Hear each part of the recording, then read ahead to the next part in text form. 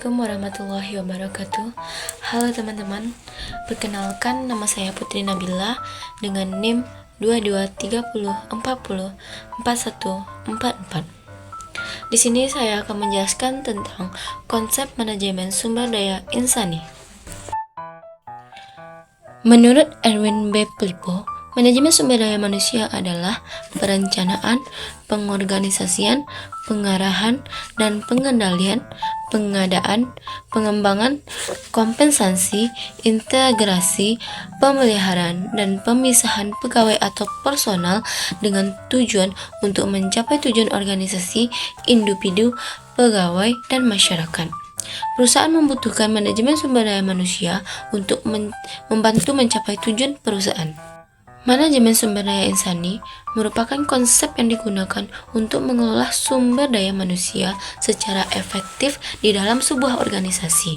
Konsep ini menekankan pada organisasi yang berpusat pada manusia, yang berarti bahwa organisasi harus menciptakan lingkungan kerja yang dapat meningkatkan produktivitas, kepuasan kerja, dan motivasi karyawan. Fungsi pokok manajemen sumber daya manusia atau insani yaitu satu, perencanaan atau planning. Planning yaitu menyusun rancangan sekitar kebutuhan sumber daya manusia atau organisasi. Perencanaan sumber daya manusia menyangkut penataan jumlah dan kualifikasi yang dibutuhkan untuk melaksanakan semua program kerja dalam rangka mencapai visi, misi, dan tujuan organisasi. Yang kedua, pengorganisasian atau staffing. Fungsi staffing yaitu mendesain struktur organisasi yang menggambarkan interaksi antara pekerja, personal, dan faktor-faktor fisik lainnya yang semuanya dijadikan dasar untuk mendapatkan orang-orang dalam struktur tersebut sesuai keahlian masing-masing. Dan yang ketiga, pengarahan atau penggerakan, yaitu menggerakkan orang-orang untuk bekerja dan berpartisipasi sesuai dengan bidang tugasnya secara efektif dan efisien, menuju arah yang diinginkan organisasi dalam implementasinya. Selanjutnya, pengendalian. Pengendalian atau controlling adalah kegiatan yang mengendalikan semua karyawan agar menaati peraturan perusahaan dan pekerjaan sesuai dengan rencana. Pengendalian karyawan yaitu meliputi kehadiran, kedisiplinan, perilaku, kerjasama, dan pelaksanaan pekerjaan dengan pengadaan.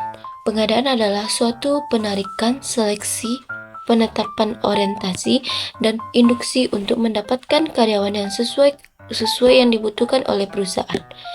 Pengembangan yaitu adalah proses peningkatan keterampilan teknis, teoritis, konseptual, dan moral karyawan melalui pendidikan dan pelatihan. C. Pentingnya manajemen sumber daya insani. Manajemen sumber daya insani dapat membantu organisasi dalam mencapai suatu tujuan yang mengelola sumber daya manusia secara efektif. Organisasi dapat mengangkatkan produktivitas, kepuasan kerja, dan motivasi karyawan. Selain itu, manajemen sumber daya insani juga dapat membantu dalam meningkatkan daya saing organisasi, menciptakan lingkungan kerja yang nyaman, meningkatkan kualitas hidup karyawan. Hal ini penting karena dapat membantu organisasi dalam mencapai tujuan jangka panjang. Selain itu, ada beberapa pentingnya manajemen sumber daya insani.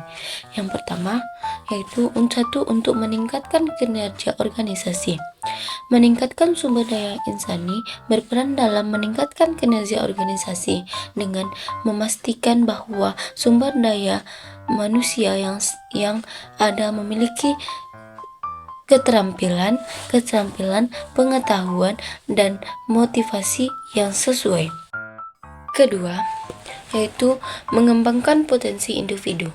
Manajemen sumber daya insani fokus pada pengembangan potensi individu dengan memberikan pelatihan dan pengembangan yang tepat. Individu bisa mengasah keterampilan, meningkatkan pengetahuan, dan meningkatkan kualitas pekerjaan yang mereka lakukan. Selanjutnya, yang ketiga, fokus pada keberagaman dan inklusi. Manajemen sumber daya insani memperhatikan tahap inklusi dan keberagaman. Yang keempat, meningkatkan kepuasan karyawan. Manajemen sumber daya insani berperan penting dalam meningkatkan kepuasan karyawan. Yang kelima, yaitu mengelola konflik dan komunikasi. Manajemen sumber daya insani yang terlibat dalam mengelola konflik dan memfasilitasi komunikasi yang efektif di dalam organisasi. Secara keseluruhan, manajemen sumber daya insani adalah kunci dalam mencapai keberhasilan organisasi. Ruang lingkup manajemen sumber daya insani. Secara umum, ruang lingkup manajemen sumber daya insani dapat dikelompokkan dalam 3 cakupan, yaitu 1. Manajemen sumber daya manusia dalam lingkup manajemen operasional. Tujuan dari ruang lingkup pertama ini adalah untuk memastikan proses pertumbuhan, perkembangan, aktivitas personalia sumber daya manusia secara tidak langsung berkontribusi pada pengembangan organisasi. Yang kedua, yaitu manajemen sumber daya manusia dalam lingkup kesejahteraan personalia. Aspek ini berkaitan dengan kondisi dan fasilitas kerja di tempat kerja dalam sebuah organisasi. Yang ketiga, yaitu manajemen sumber daya dalam lingkup hubungan kerja.